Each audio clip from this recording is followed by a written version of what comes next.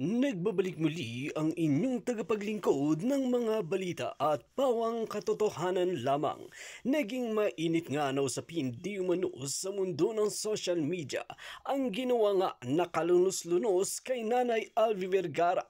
Makikita natin dito na talagang bumaliktad na nga rin ng isang kapitan na ito at tumistigo laban sa pamilya Ruiz na ito dahil sa pag-aabuso kay Nanay Alvi Vergara.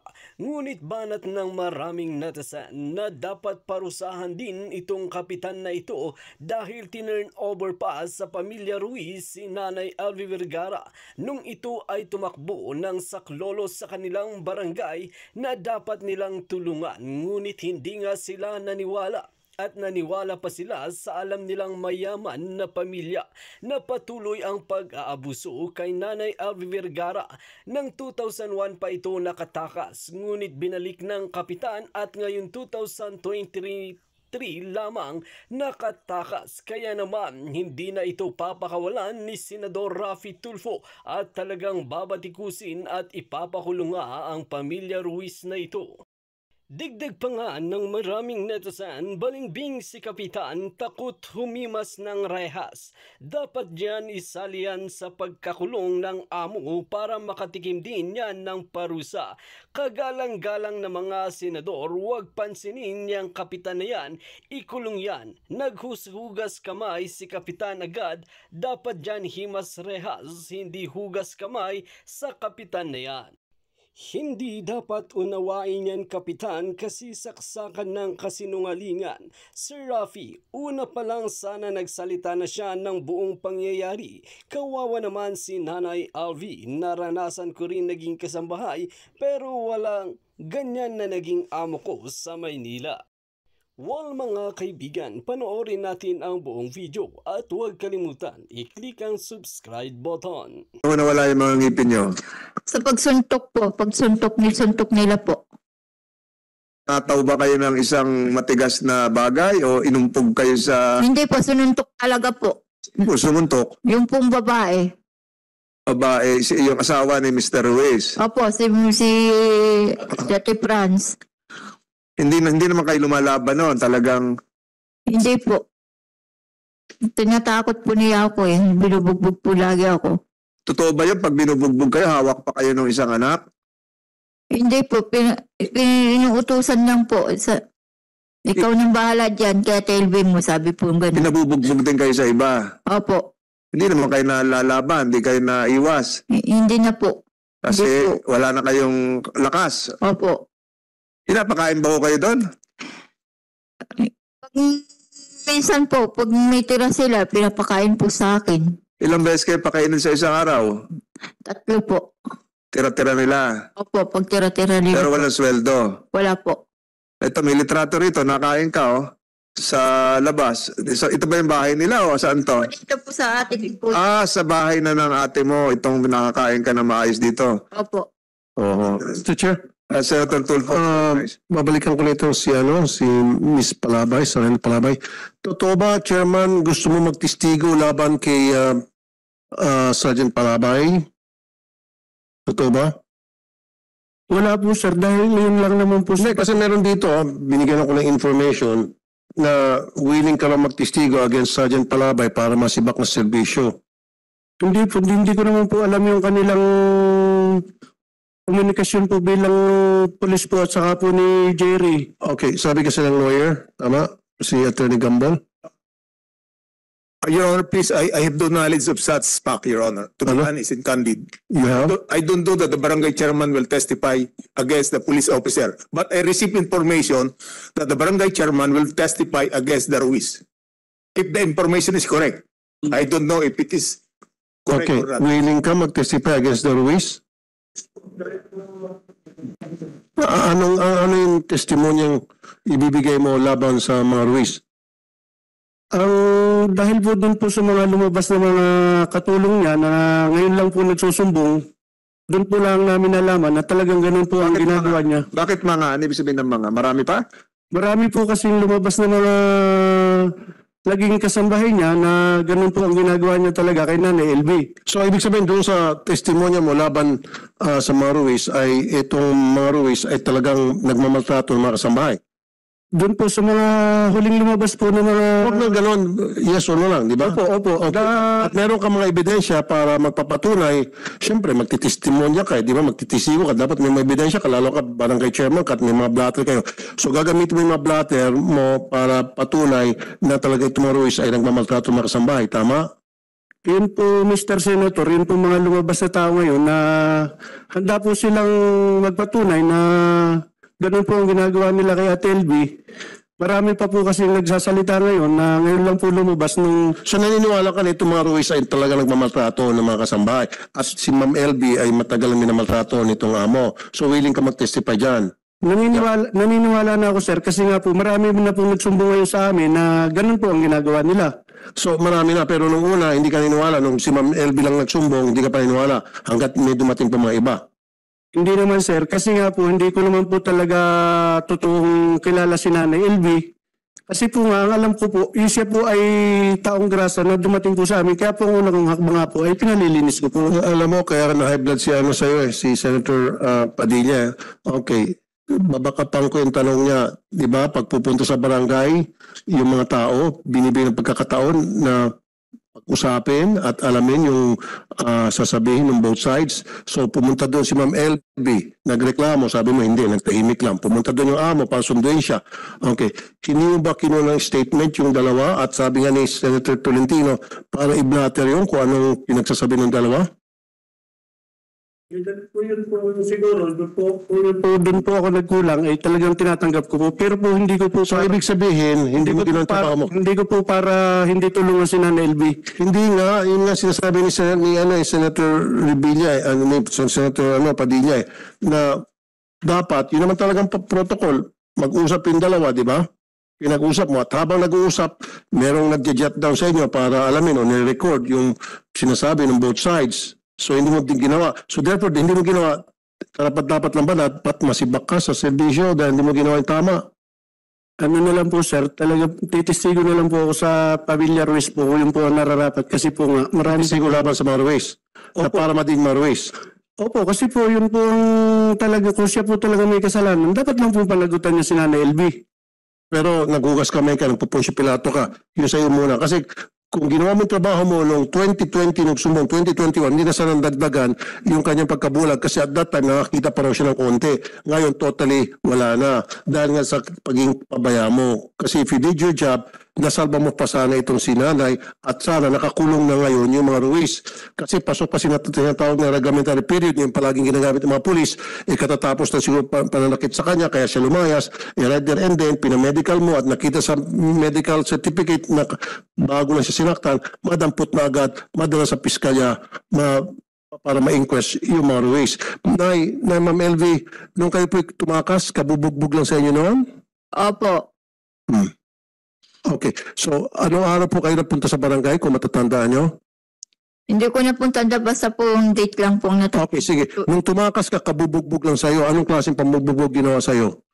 Yung pong hinihila-hila po ako, tapos yun po, inutuguntog na nila ako sa CR. O, kita mo, Chairman, kung ginawa mo sana ang trabaho mo, nakakulong na sana yung mga Ruiz.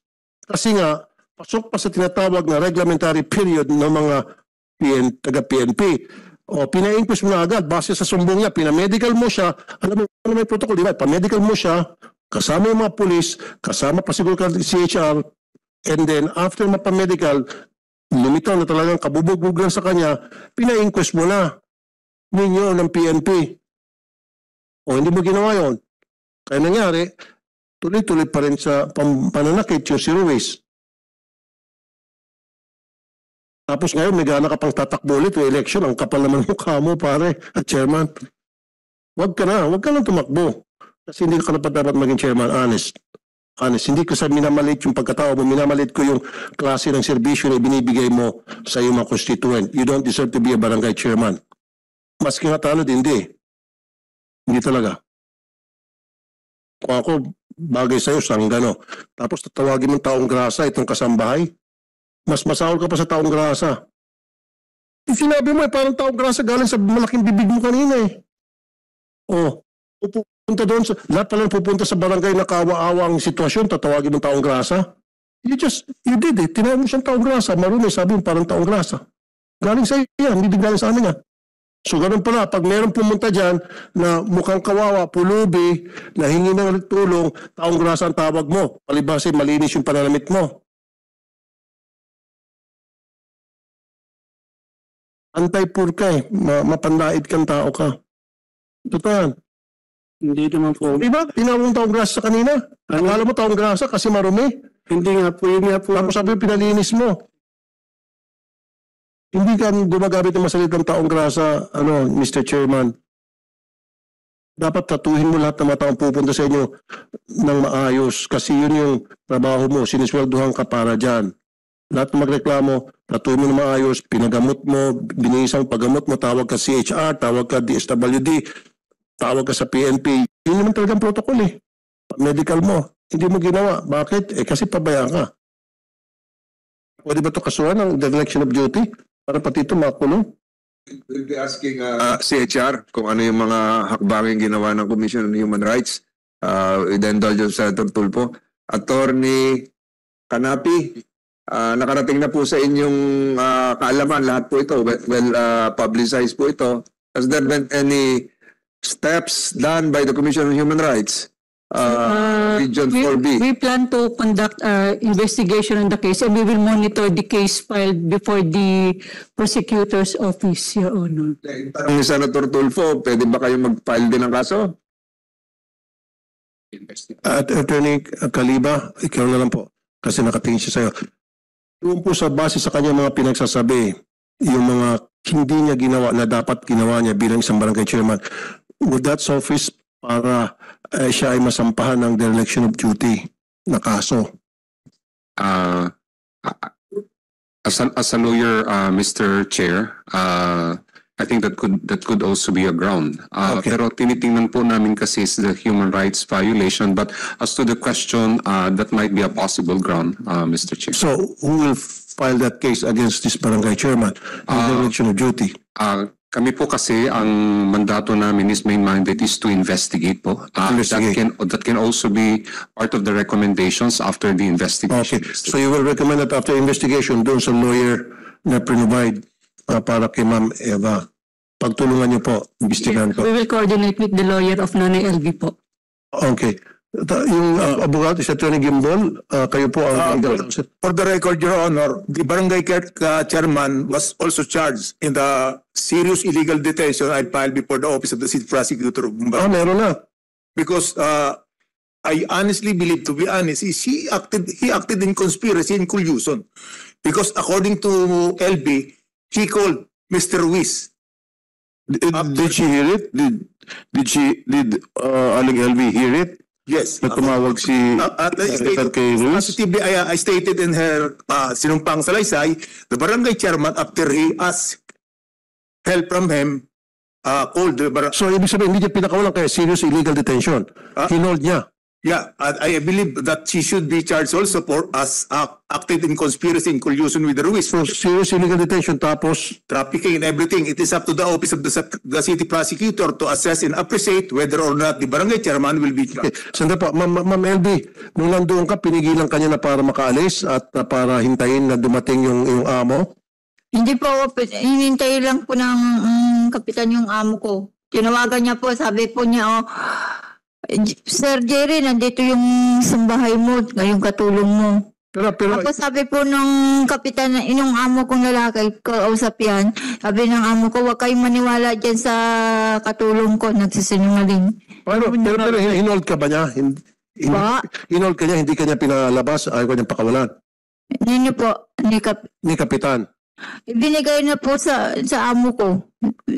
Pero hindi ka niya Pagdating niya po, pagdating ng amo ko, pinasundo niya. Pero ibig sabihin, kasi papailan daw ng serious piece. Kasi Mr. Attorney Gambol, I'm not a lawyer. Kasi pag sinabing serious piece, illegal detention, pinipigilan mo siya. Kasi baka mamaya mababaliwala yung kasong sasampa mo sa kanya. Nakangisi ito, nanalo pa. Mr. Senator, because there are several cases filed against the respondent. One of which is serious illegal detention. Paano naging serious illegal detention? Because LB, according to the statement of LB, she was detained from 2021 after the Ruiz pick her up and bring to Dinitay sa barangay. yeah, in the house of Ruiz. And she was rescued only on June 28, Sino 2023. detain sa kanya sa bahay ni Ruiz? The Ruiz. So hindi siya. Yes, but the So you cannot file serious illegal detention against him when in fact he's not involved dun sa pagdidetain sa kanya, kundi Ruiz ang papailan ng serious illegal detention. yes, but if there is conspiracy, all the conspirators are equally guilty. Galing-galingan mo paging abogado, sir. Mukhang medyo But it is baka up, matalo tayo rito. but it is up to You the just said na you're gonna file serious physical injury. it is up to the prosecutor, Mr. Chairman, Mr. Senator, to appreciate whether or not. So ang ibig sabihin, baka nag-conspire. Yes, because the mere fact that he called Mr. Ruiz that Para madala doon, at pagdating doon, kinulong, Yes. at hindi siya makalabas, naging instrumento siya doon sa pag-illegally detained Detention. kay ma'am. Okay, so as earlier conspiracy. mentioned, all enforcers who know that a commission of crimes will be reported to the Ay, mas maganda kung serious illegal detention kaysa dereliction of duty, mas mababaw ang kaso ata nun. Yun na lang, siguro serious illegal detention para mabulok sa bilangguan ko. What is the status of the case there will be a hearing tomorrow at 10 a.m. in Batangas City Prosecutor. in Batangas? I believe that there is Kasama yung mga amo niya? yes, I believe that that the subpoena were already issued to the respondents, and I honestly believe also that I don't know whether the Ruiz will be arriving and submit counter affidavit. Okay. How many cases have you filed? Serious illegal detention, considering the fact that the LB was detained in 2021 at Mamagao.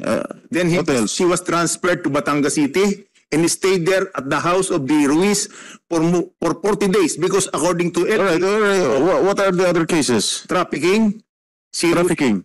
Why trafficking?